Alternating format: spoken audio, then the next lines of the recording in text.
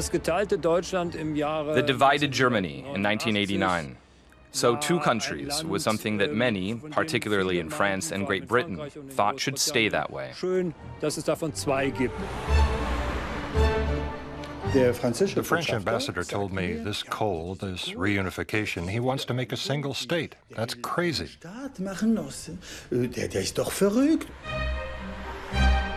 We always thought that France and Germany together in the same bed, trouble. Yeah, trouble for the British. Germany was a revanchist country in the eyes of all the Soviet people back then. There they were all revanchists who were only trying to swallow up East Germany. East Germany was my country. Germany is a united fatherland. I grew up at a time when that wasn't conceivable at all. To suddenly give people freedom is huge, and that's what happened.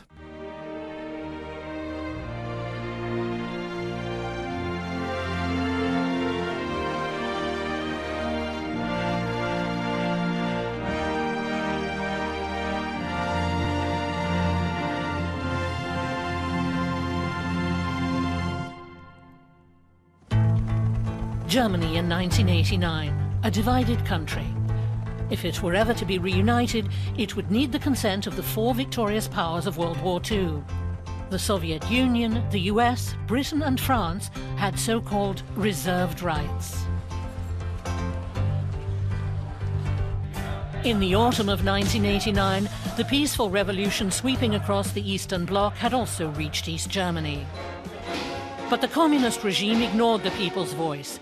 Instead of reforms, it staged the largest military parade ever. Still, demonstrations and a mass exodus of its citizens put the regime under enormous pressure. Finally, it was forced to open its borders to the West. I left my East German translator to follow the rest of the press conference. And Schabowski said, yes, the wall is now open, or words to that effect. Privatreisen nach dem Ausland können ohne Vorliegen von Voraussetzungen, Reiseanlässe und Verwandtschaftsverhältnisse beantragt werden. And my translator, who had never been to the West, was one of the first ones through, Victor Homola. And he rushed through and started begging the people he met to give him a lift to my hotel. He had no idea where the hotel is. And suddenly he's banging on my door, but I'm in the middle of writing a story. I don't know what's happened.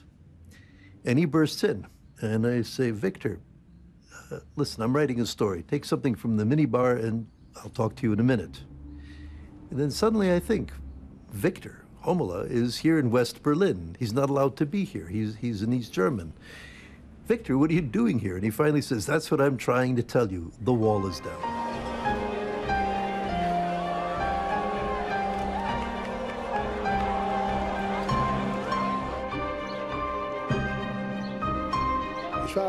I was in Bonn and experienced the fall of the Berlin Wall in the Bundestag when the deputies stood up and sang the German national anthem. And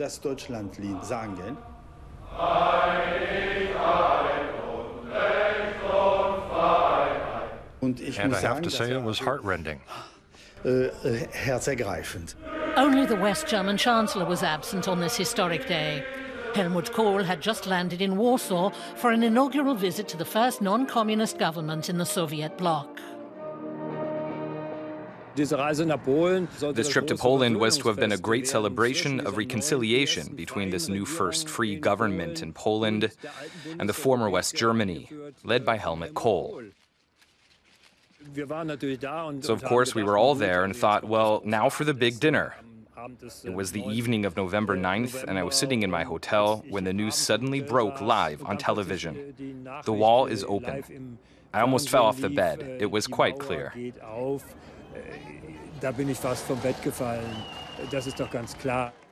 Helmut Kohl war überraschend ruhig. Helmut Kohl was surprisingly quiet and thoughtful. He didn't break out into obvious euphoria, but you could tell he was asking himself, what should I do now? Faced with a delicate situation, Kohl remained diplomatic. Berlin, November the 10th, 1989. Overnight, the city moved into the spotlight of history. So, in a British Army helicopter, which I borrowed, I flew 33 hours later to Berlin and landed beside the wall on the western side. It was very cold, very early in the morning. And the best thing about that scene was that the British Army in Berlin had set up a free tea stand just this side of the wall. So the first experience of freedom that a lot of people got coming through was British Army tea, which is very strong and very hot and very sweet. The first thing Helmut Kohl did after his return from Warsaw was to talk to all the major partners. He talked on the phone to President Bush, to Mitterrand, to Margaret Thatcher, and to General Secretary Gorbachev. Basically, what came out of these phone calls was that everyone said we have to prevent chaos from breaking out. The whole process must be kept under control.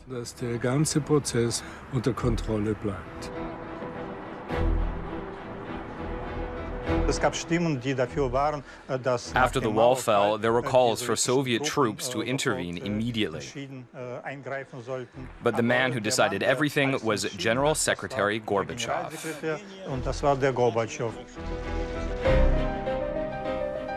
Gorbachev wanted no violence and sent a messenger to Bonn. It was a real surprise for the Chancellor's office. An immediate trigger was a Soviet visitor to my office, a journalist, Mr. Portugalov, whom we later learned was a KGB general. We had always suspected that, but we didn't know it until later.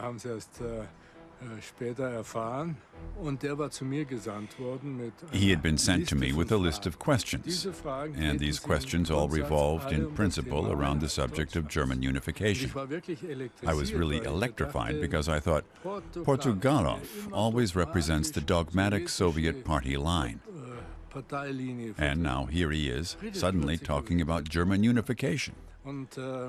If he dares to do that, I told the Chancellor, then it's high time that he publicly took the lead.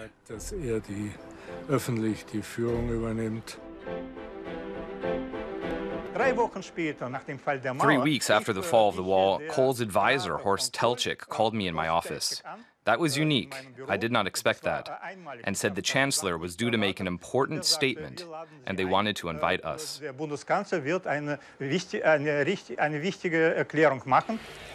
Die künftige Architektur Deutschlands muss sich einfügen in die künftige Architektur Gesamteuropas. Helmut Kohl was planning German reunification, a plan to which his foreign minister was not privy. The 10 points in the plan for German-German rapprochement were de facto steps towards reunification. On November 25th, Herr Kohl made his statement and agrees with me as Prime Minister of East Germany that we needed to be bound by a treaty. Although we didn't rightly know what being bound by a treaty meant, I said we'd think of something. We wanted to reduce the resistance of East Germany and the Soviet Union by accepting their proposals. The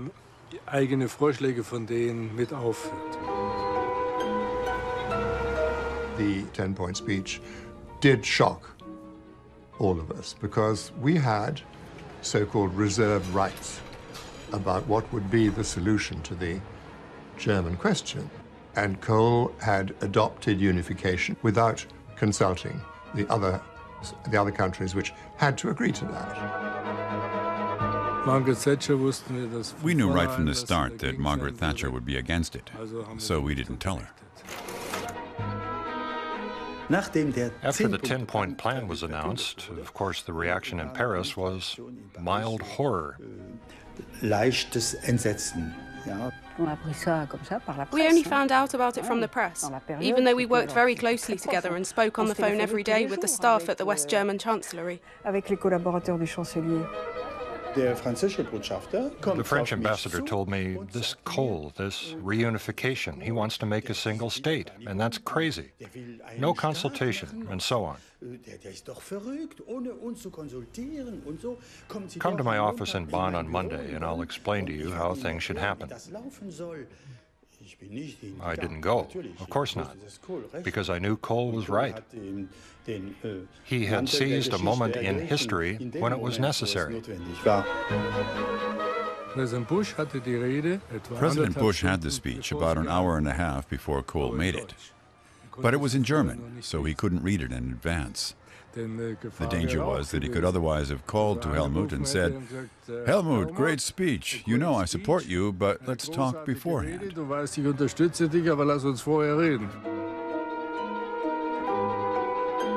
There were a lot of anxieties among countries in the West. There were anxieties in countries in the East about what would happen. Would you have a new Mitteleuropa?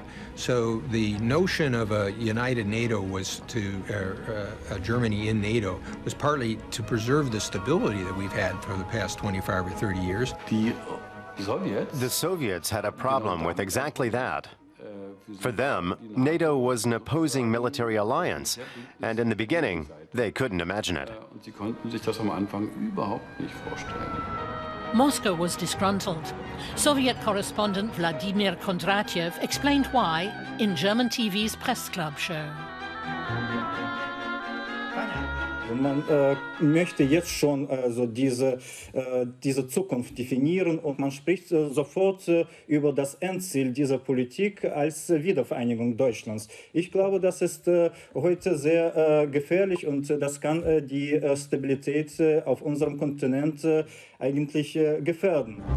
The Russians were also preoccupied with their own problems. After the collapse of the Soviet bloc, the country was suffering a major supply crisis. People began to hoard stocks like in wartime. Of course, this caused a lot of discontent, and against this background, purely foreign policy issues such as the reunification of Germany went almost unnoticed by the majority. I remember very clearly December 18. Kohl flew to Dresden, and I was with him. And he arrived in the city, and people, huge crowd of people, huge, were just yelling Einheit, Einheit. There was this chant.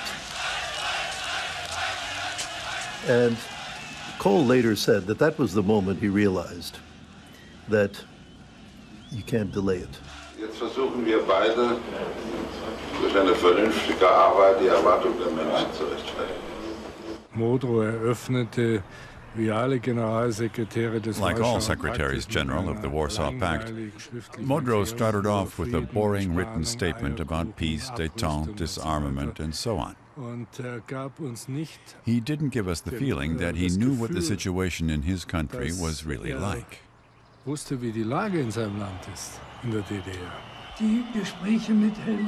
The talks with Helmut Kohl weren't about the issues of unification at that point.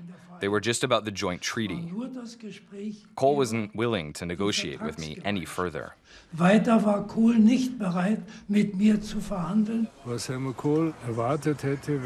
Helmut Kohl was expecting from Herr Modrow was a clear reform program. But the only reform program he had was that he wanted 15 billion, and later gave us a list of everything he wanted to buy in West Germany to supply the East Germans. Well, that couldn't be the answer. Das konnte nicht die Antwort sein.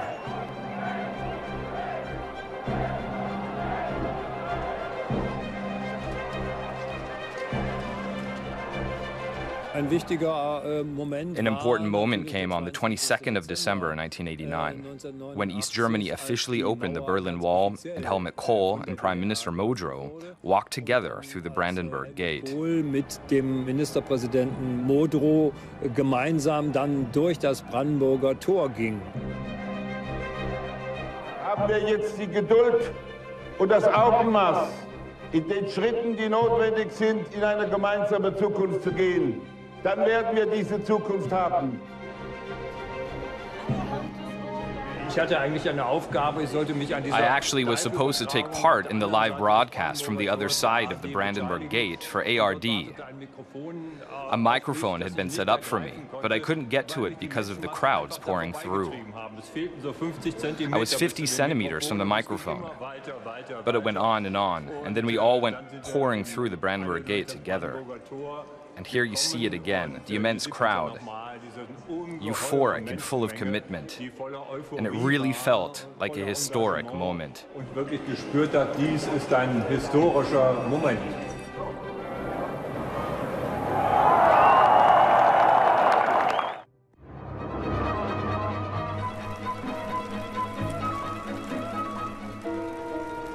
The Western European allies, France and England, were more than skeptical.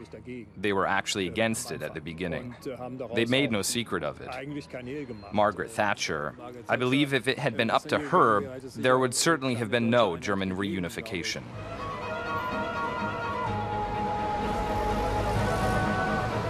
Margaret Thatcher was a child of the 1930s. She'd grown up with the rise of Nazism. Her family had hosted Jewish refugees from Germany. So she had that knowledge of what had happened. And her lesson that she drew from that process was that Germany was too big and too aggressive if left as a single large state in the middle of Europe. And she did not believe that the German character had fundamentally changed. It is true that Mrs. Thatcher occasionally had a map of Europe in the past, showing the size of Germany at different moments in history in her famous handbag. And I think there was some meeting with President Mitterrand when she produced the map. But that's an incident. Margaret Thatcher disait à François Mitterrand, Margaret Thatcher said to François Mitterrand, "During my summer holidays, I reread Churchill's war memoirs. Aren't you afraid? Mitterrand had been talking about a common European currency. Are you not afraid of being swallowed up by Germany?" And Mitterrand said, "No, madame. The economy is not crucial. World politics is." We think that Mitterrand played a double game. Yeah, he pretended. When he talked to Thatcher, he pretended that he was 100% against unification. When he talked to Gorbachev, he tried to get Gorbachev to stop unification. But when he talked publicly, and when he talked to Helmut Kohl, then it was all, you know, hand in hand and very touching stories. Actually, Mitterrand and Kohl were in agreement from early on. Paris was to give reunification the green light if Kohl allowed Europe a bigger role. The Chancellor was even willing to give up the Deutschmark. The British were left in the dark. This was the price that had to be paid to France. European currency, European army, European foreign policy, you know, Eurovision. I mean, just everything, you know? And we were really worried about this. We did, you know, because we don't want that kind of Europe. We want a different kind of Europe. And Helmut Kohl wasn't going to give us a choice. So German unification meant that we had less choice.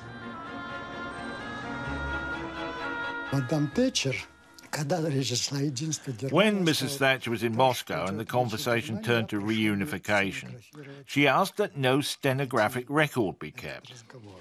But of course, after that, everything was recorded. In the interview, she clearly said, "We believe it is very dangerous and that the Germans are trying to establish hegemony." She was of the opinion that the Soviet Union should take a stronger position against reunification. Gorbachev is suspicious. He thinks he's being set up to be the fall guy. And frankly, Gorbachev thinks, of these people, will I choose France and Britain or will I choose the United States and Germany? And he thinks the latter two are probably the safer course. Bush and Baker were very understanding towards Gorbachev. They didn't do what used to occur during the Cold War. Instead, they welcomed his reforms. They said there would be new opportunities for Russia and the Soviet Union. Nobody at the time ever imagined that the USSR itself would collapse within 2 years. A special summit in Ottawa. NATO and the Warsaw Pact met, and German reunification became the major topic of an international conference for the first time. Die Verhandlungen, die beiden deutschen Staaten miteinander über die Vereinigung führen werden nicht hinter dem Rücken der vier Mächte geführt.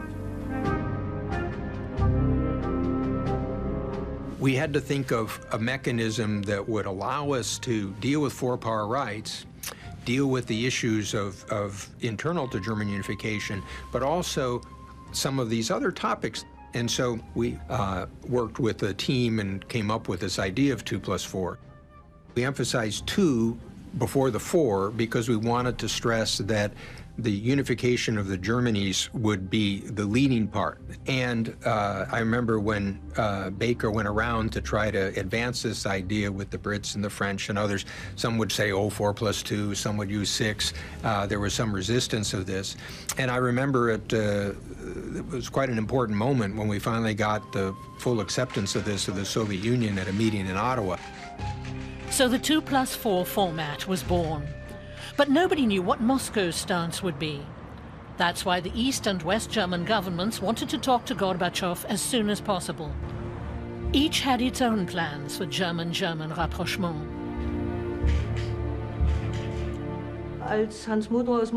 When Hans Modrow came back from Moscow and talked about a united German fatherland, I was very angry. He, of all people, was now trying to persuade us that we were heading towards reunification. Before his trip to Moscow, it had all sounded quite different. But whilst Modrow was still talking about a step-by-step process of reunification, the West German Chancellor was in a hurry. The D.D.R war buchstäblich bankrott. East Germany was literally bankrupt. Who would help them then if we didn't? That would also have been the main message to Gorbachev in case he asked Helmut Kohl to explain why he wanted German unification. But it never got that far, because 20 minutes into his statement, Gorbachev completely surprised us. He agreed to our reunification. Generalsekretär Gorbatschow hat mir unmissverständlich zugesagt, dass die Sowjetunion die Entscheidung der Deutschen, in einem Staat zu leben, respektieren wird. Und dass es Sache der Deutschen ist, den Zeitpunkt und den Weg der Einigung selbst zu bestimmen. It couldn't have been any better. The great Soviet Union, still represented by hundreds of thousands of soldiers in East Germany, agreed that Germany could become one again. So it was no surprise that this mood, these moments of strong emotion, emerged in the aircraft, where seasoned politicians raised their glasses and didn't just clink glasses for the cameras.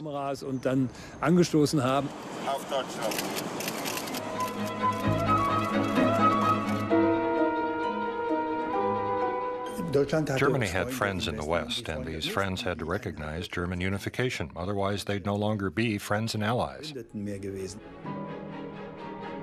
It was clear to Margaret Thatcher, as to all of us, after the famous meeting between Kohl and Gorbachev, that unification had been inevitable. It may have been a setback for Margaret Thatcher, but the diplomats were relieved. Just how problematic the British Foreign Office found its Prime Minister's opposition only became clear almost 2 decades later.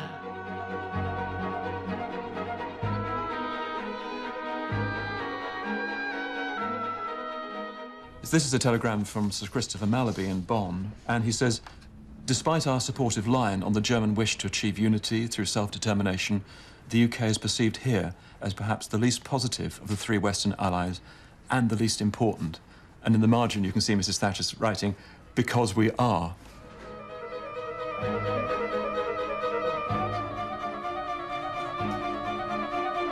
I think I wouldn't say we wanted to change the image. I think we wanted to give all the documents that were relevant in order to allow people to form their own opinion, really.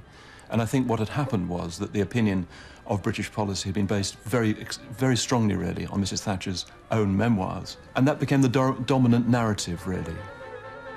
Because of the remarks that Mrs. Thatcher had made earlier, publicly it looked as though we'd been against unification.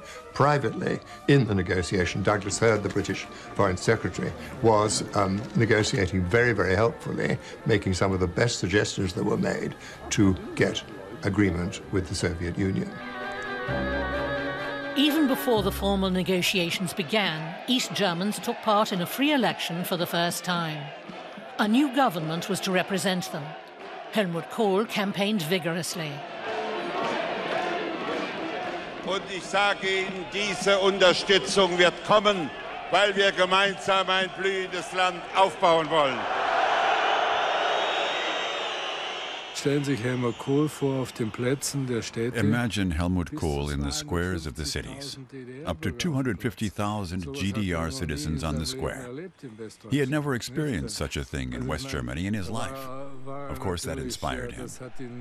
When 250,000 people cheer for you, then of course you're going to say, I am the greatest. Da können Sie nur sagen, ich bin der Größte.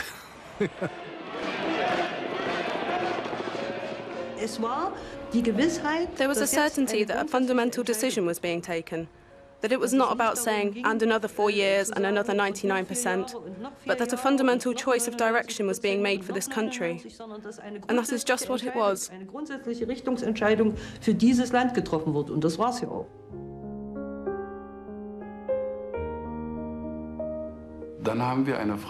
So we had free elections, an elected government, an elected parliament with a mandate, and a clear desire to organize German reunification.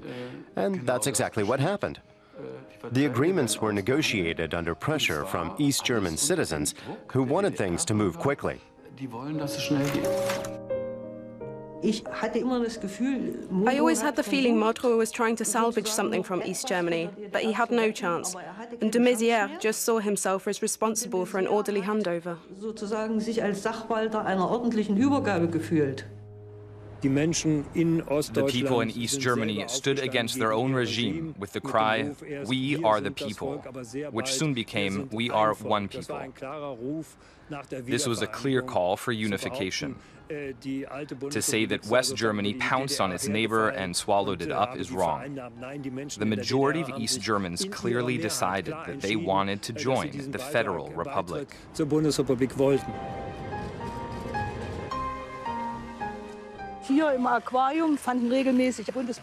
Federal press conferences took place regularly here in the aquarium, and Helmut Kohl attended them twice a year.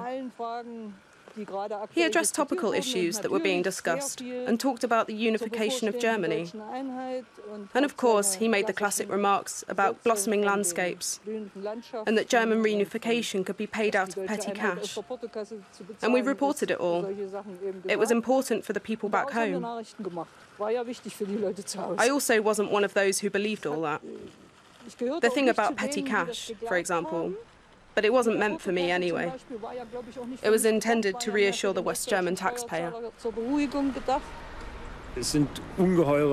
There were enormous financial transfers from west to east, and the people in the old Federal Republic did not get up in arms about it.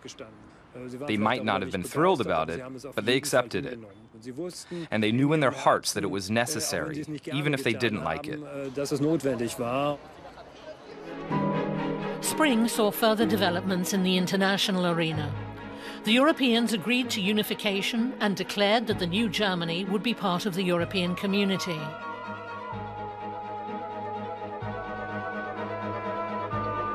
Then the 2+4 negotiations started. 4 meetings were scheduled to hammer out the details. The Germans had 2 foreign ministers at the talks. Markus Meckel for East Germany and Hans-Dietrich Genscher for the West. There was the question of the future status of a united Germany. Firstly, would we get full sovereignty back from the 4 victorious powers or not? Second, would a unified Germany be a member of NATO? And if so, in what form? Then the withdrawal of the Soviet forces, 370,000 Soviet troops in East Germany. Gorbachev was worried that Kohl was putting his foot on the accelerator, sort of destabilizing. And the fact that Bush developed a trusting relationship with Gorbachev, including at that Malta meeting, I think gave some support as Kohl did what he had to do to sort of take advantage of this moment in history. I think Kohl, in that sense, just knew that there has to be a price, that there has to be a give and take. He's asking Gorbachev to do an amazingly courageous thing, historically, to cede, what they saw as their empire. And so it did come but that was not the key. The key was, first you agree it's going to happen, and now let's figure out how we can make it palatable. And let the Russians pull out without humiliation. That was what was left. By then, Gorbachev was ready to let these countries become united. In the meantime, the economic situation in the Soviet Union had become critical. Bonn offered to help with a treaty. In exchange for the withdrawal of Soviet forces, the German government would pay almost 4 billion Deutschmarks and indicated its willingness to provide even bigger loans. The Soviet Union, a world power, would have been insolvent by the end of June 1990. Helmut Kohl ordered me to go to Moscow with the heads of 2 major German banks, a secret journey to negotiate everything. And the clear message I got from Gorbachev was, we want this agreement and we want this loan. I had to explain to him that we were prepared to do this, but it was part of an overall solution. Dass wir zu all diesen bereit sind, aber dass dies Teil der Gesamtlösung ist. Above all, an overall solution involved the issue of a united Germany's alliances. It was the main theme during Gorbachev's visit to the US in the summer. Gorbachev was very enamored with the CSE principles, and I recalled that one of the principles of the CSCE was that each country is free to join their own alliance. So President Bush says to Gorbachev in the cabinet room, Mikhail, can you agree that under CSE principles that we won't say Germany will join NATO, we'll say that Germany is free to make its own choice under CSE principles, and that if it chooses NATO, that we will accept it. And Gorbachev says, yes, I can accept that. So that was the moment that we had Gorbachev accepting the notion of a united Germany and NATO. We had to make concessions, but there was one condition. If a united Germany became a NATO member, there would be no NATO bases on the territory of the former East Germany. Reality shows that whilst there can be a lot of goodwill and fine words in politics, you can unfortunately only believe in a document.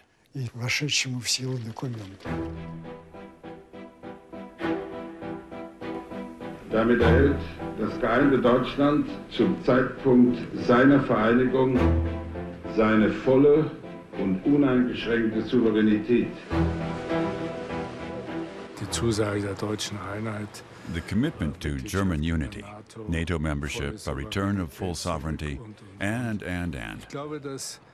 I think that in the end he agreed to the whole development because he hoped that this great united Germany, economically powerful, technologically strong, would be the most important partner for him for the modernization and development of the Soviet Union. Zur Modernisierung und Entwicklung der Sowjetunion.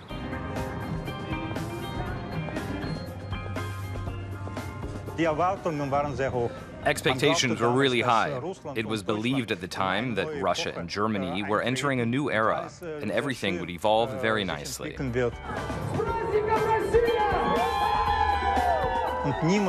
And no one at that time could imagine Russia would face great difficulties.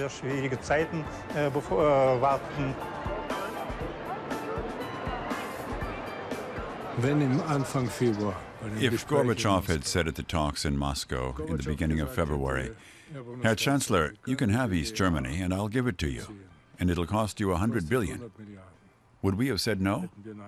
No. So to that extent, what we ultimately financed was relative, especially since a large proportion was also made up of loans. Zumal ein großer Teil auch Kredite waren.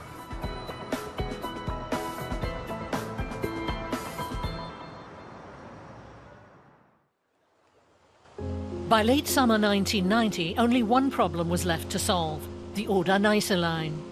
Poland had been waiting since the end of World War II for West Germany to recognize the border along the 2 rivers. Both East Germany and the 4 victorious powers supported Poland's position.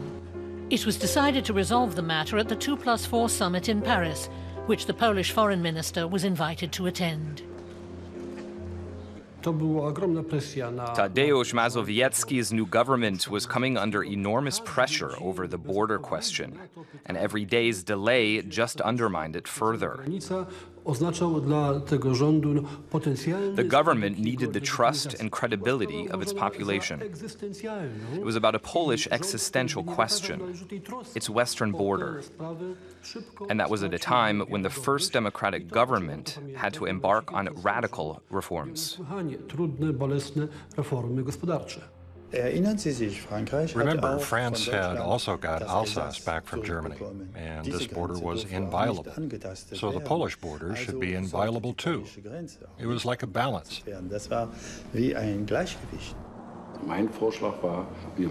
My proposal was for the two German states and Poland to draw up a border treaty, which would then be signed and ratified immediately after German unification. Kohl was totally against it. Ratifiziert. Kohl wollte das partout nicht. Helmut Kohl really dragged his heels on this, but it was of course very important.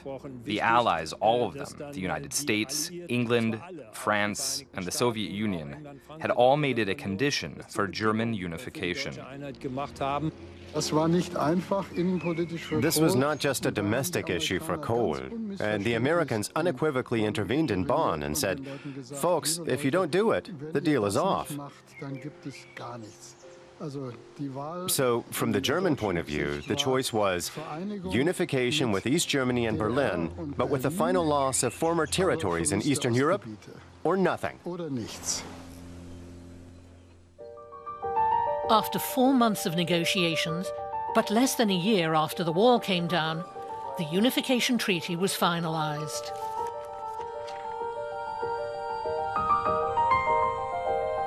Two states, two societies, and two armies were to become one country. 1,000 pages regulated the accession of East Germany to the Federal Republic.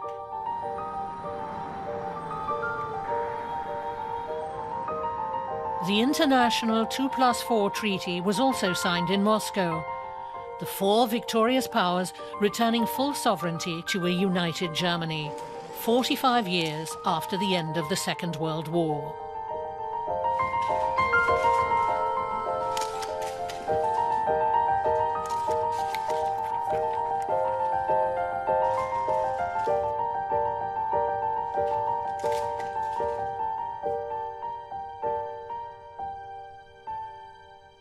There are some critics that say, oh, you should have spent more time trying to design a new European this or that or others. Well, good luck. I mean, you know, getting all this done in 11 months was hard enough, and frankly, doing it in a way that created a structure for a unified Germany in NATO, a changing European Commission, offering possibilities for the then Soviet Union, and also possibilities for other Eastern European countries, to me, looked like a pretty good year's work.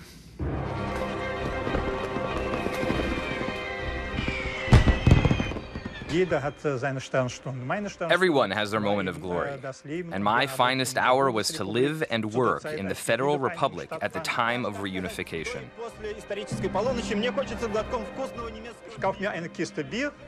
I bought a case of beer and distributed the bottles among my friends, and we all drank to the health of the German people on camera.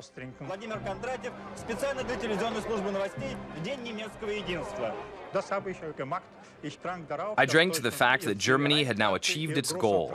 Her dream had become a reality, and now the main thing was not to jeopardize these achievements, but to continue to develop. Everything we are experiencing now is, to all intents and purposes, a break with those former hopes.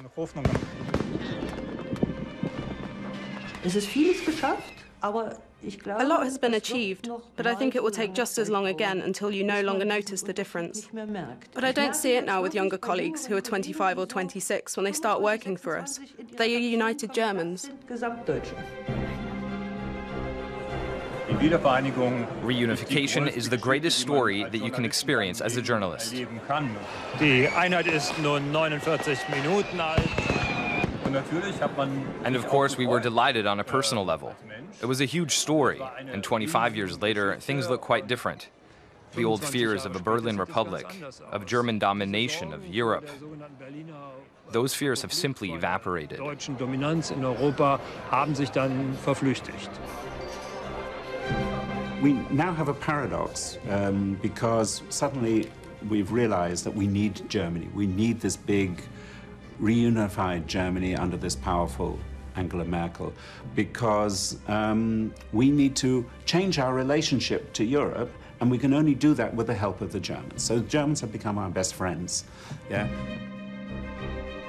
You had a quiet revolution, better than we French did. No heads rolled. I salute you. The Germans are necessary. Without them, you can't build Europe. But they should not be overestimated either. Don't overestimate their options. They are limited. Germany is too big for the others, but also too small for Europe. The Germans never really revealed the depth of what this meant to their identity, to have this history of World War II, the Nazi past always hanging over them, and to live with this physical evidence of their historic shame. And so all of these things, and suddenly it comes together again, and it's a relief. It's an affirmation that we can be one people again. And, you know, to witness that was enormously powerful, to see what an end to your penance means, which in effect it was.